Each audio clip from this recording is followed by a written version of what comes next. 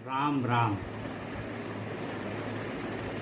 जिस प्रकार अहं भाव, जिसे मिथ्याभिमान भी कहा जाता है, यानी झूठा घमंड, उससे मनुष्य के मन में विषाद पैदा होता है।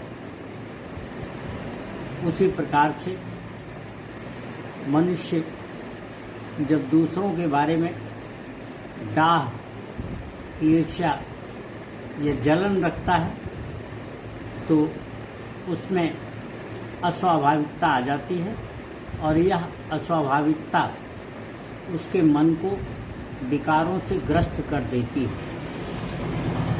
उसके मन में जो पीड़ा उपजती है वह पीड़ा उसी को लगातार क्षरित करती है, उसी का नुकसान करती है। जीवन में बहुत सारे लोगों के पास धन है, संसाधन है, सुविधाएं हैं, वैभव है, बहुत सारी वो चीज़ें हैं जो जीवन के लिए आवश्यक होती हैं। बावजूद इसके बहुत सारे लोग ऐसे हैं जो जीवन में सुख का अनुभव नहीं कर पाते हैं। इसकी एक बड़ी वजह यह है कि वो दूसरों के बारे में तो बहुत अधिक सोचते हैं, किंतु स्वयं के बारे में कदाचित ही कभी सोच पाते हैं। और इसका जो कारण मूल रूप से होता है वह ये होता है कि वो स्वयं के प्रति अज्ञानता या तो रखते हैं या उसके शिकार हो गए हैं और वो स्वयं को नहीं जानना चाहते हैं, स्वयं को बदलने की उनकी कोई आकांक्षा नहीं होती है। इसके विपरीत वो दूसरों के बारे में ही चर्चाएं करते मस्त रहना चाहते हैं और इससे होने वाली पीड़ा उन्हें किसी प्रकार का कोई सुख नहीं देती, लेकिन उन्होंने इसे अपनी प्रवृत्ति में बना लिया है। उधर दूसरी तरफ ये देखने में आता है कि लोगों को तमाम सुख सुविधाओं के बावजूद जीवन में अपने बहुत सारे संबंधों से कष्ट होता है। किसी को माता पिता से, किसी को पति से, किसी को पत्नी से, किसी को बेटे से, किसी को बेटी से, यानी जीवन में जितने भी संबंध हो, भाई का बहन से हो, बहन का भाई से हो या किसी दूसरे प्रकार के संबंध हो, उन सब में लोगों को किसी न किसी प्रकार की पीड़ा होती है, कष्ट होता है और लोग उसमें अपना बहुत सारा समय जाया करते हैं। दूसरे कुछ ऐसे लोग होते हैं जो विभिन्न परीक्षाओं की तैयारी कर रहे होते हैं, जीवन के विभिन्न क्षेत्रों में कामयाबी हासिल करना चाहते हैं, लेकिन वो उसमें कामयाब नहीं हो पाते। इसका कारण यह नहीं है कि उनमें ज्ञान या सोच उस स्तर का नहीं है। उनका अध्ययन भी अच्छा होता है, प्रयास भी ईमानदार होता है, इसके बावजूद उनको सफलता नहीं मिल पाती। इसकी भी कुछ वजहें होती हैं। कुछ लोग मुकदमों में या अन्य जीवन के किसी भी क्षेत्र में प्रयासरत होते हैं सफलता के लिए, पर सफलता जब उनसे दूर रहती है तो भी उनको निराशा, कुंठा, क्षोभ या इस प्रकार के बहुत सारे कष्ट घेरते चले जाते हैं और इसके परिणाम स्वरूप उनका अपना जीवन विषादमय होता जाता है। ऐसे लोग अपनी समस्याओं के समाधान के क्रम में वकीलों, बाबाओं, तांत्रिकों, मांत्रिकों या मठ मंदिरों या ऐसे लोगों के शिकार हो जाते हैं। उनके पीछे भागते रहते हैं जो विभिन्न उपायों से गोया वो वकालत कर रहे हो धर्म या अध्यात्म के क्षेत्र में और उनसे समस्याओं का समाधान चाहते हैं। डॉक्टर, चिकित्सक सभी होते हैं।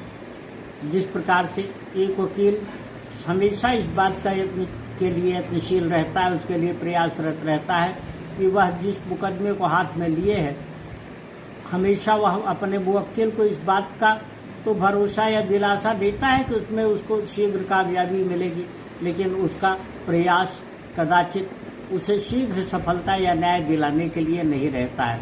इससे भी जीवन जो संबंधित व्यक्ति का है उसमें अनेक प्रकार की विसंगतियां और बाधाएं उत्पन्न होती हैं और उससे भी उनको कष्ट होता है। ये इसका वजह क्या है, इसका कारण क्या है? हमने जब इस संबंध में अलग अलग तरीकों से विचारने का यत्न किया तो पाया विभिन्न स्तरों पर अपने अनुभवों, अपने अध्ययन और अपने अनुसंधान के द्वारा कि दरअसल लोगों को ये शिकायतें इसलिए होती हैं कि उनके मार्ग यानी साधन सही नहीं होते हैं, उनकी दिशाएं सही नहीं होती हैं, वो लक्ष्य को लेकर के बहुत अधिक अवेयर नहीं होते हैं, या लक्ष्य तक उनका अपना निशाना पूरी तरह से सधा नहीं होता है, इससे असफलता होती है। ऐसे लोगों को संबंधित लोगों से, विशेषज्ञों से उचित परामर्श प्राप्त करना चाहिए। हमने अपनी साधना के क्रम में पिछले 4.5-5 सालों में इस बात को पाया है कि जिन लोगों को आत्मनिदान से स्वयं का सही तरीके से ज्ञान हो सका, उन लोगों ने बहुत अच्छे ढंग से अपनी समस्याओं पर नियंत्रण पा लिया, समस्याओं का समाधान प्राप्त कर लिया, और उसके लिए उनको किसी प्रकार की वह परेशानी बाद में नहीं हुई, जिसके लिए उन्होंने बहुत सारा समय, श्रम, धन और उसके साथ साथ अपनी मेहनत गंवाई। ऐसे लोगों के लिए डिस्कवर योर सेल्फ नाम का एक अभियान, या यूँ कहें कि प्रयास शुरू किया गया है। ये संसार बहुत बड़ा है। मनुष्य कई बार न केवल परिवार की समस्याओं बल्कि स्वयं की समस्याओं का समाधान कर पाने में असफल होता है। परिवार को संभालना कठिन होता है। संसार की बात तो कोई भी मनुष्य, यहाँ तक कि देवता भी कदाचित ही सोच सकें, इसलिए कि आज का संसार उतना छोटा नहीं है जिस संसार की पहले देवी देवताओं के काल में, उनके जन्म के काल में, उनके रहने के काल में कल्पना की गई है। देवता हर समय विद्यमान है, किसी न किसी रूप में होते हैं, फिर भी ऐसी समस्याएं लोगों के साथ बनी रहती हैं। इस प्रयत्न के लिए डिस्कवर योरसेल्फ नाम का जो अभियान शुरू किया गया है, उसके साथ आप जुड़ें। और यह अभियान श्री देव शरणम न्यास और सौभाग्य मंदिर ने शुरू किया है, जिसमें कुशल मार्गदर्शक होते हैं जो किसी प्रकार की अपेक्षा न रखते हुए लोगों को सही परामर्श देते हैं। उनके साथ जोड़ने की युक्ति कीजिए, उसके लिए प्रयास कीजिए। निश्चित तौर पर आपको अपनी समस्याओं का समाधान प्राप्त होगा। सौभाग्य मंदिर या डिस्कवर योरसेल्फ एक ऐसा ही यत्न है जिसके जरिए बहुत सारे लोग अपनी समस्याओं का उचित समाधान प्राप्त करके जीवन में सुख अर्जित कर रहे हैं। शुभकामनाओं के साथ, राम राम।